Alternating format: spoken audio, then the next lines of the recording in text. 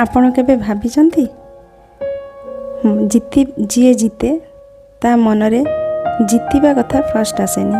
ପ୍ରଥମେ ଆସେ ଆତ୍ମବିଶ୍ୱାସ, ତାପରେ ସେଇ ଦୃଢ଼ ଆତ୍ମବିଶ୍ୱାସ ତାକୁ ଜିତେଇ ଦିଏ।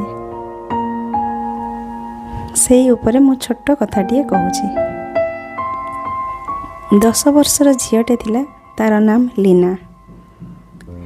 ଲିନା କ୍ଲାସ୍ 5ରେ ପାଠ ପଢ଼ୁଥିଲା, ଆଉ ସ୍କେଟିଂ ବି ଶିଖୁଥିଲା।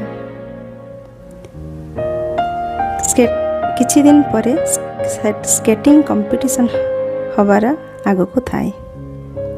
ଲିନା ପାର୍ଟିସିପେଟ୍ ପାଇଁ ନାମ ବି ରେଜିଷ୍ଟର କଲା। କିନ୍ତୁ କେଜାଣି କାହିଁକି ଲିନା ମନରେ ଖୁବ୍ ଭୟ ଥିଲା। ଲିନାର କିଛି ଦିନ ଆଗରୁ ଗୋଡ଼ଟା ଭାଙ୍ଗି ଯାଇଥିଲା। ତ ଏ କଥା ମା ଜାଣିଥିଲେ।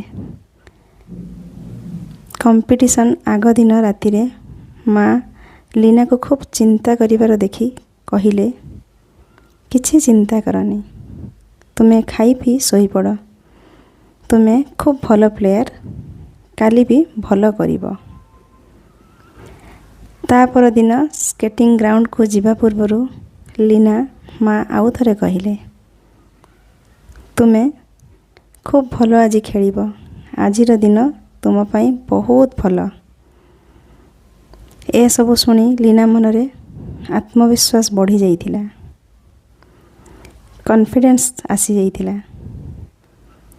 ସେଦିନ ସେ ଖାଲି ସ୍କେଟିଂ ଖେଳିଲାନି, ସେ ୱିନରର ଆୱାର୍ଡ଼ ବି ନେଲା।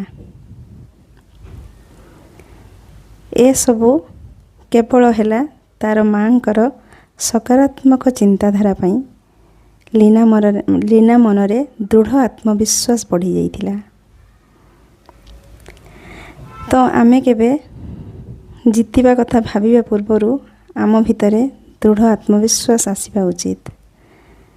ତାପରେ ଯାଇ ଆମେ ସଫଳତା ପାଇପାରିବା।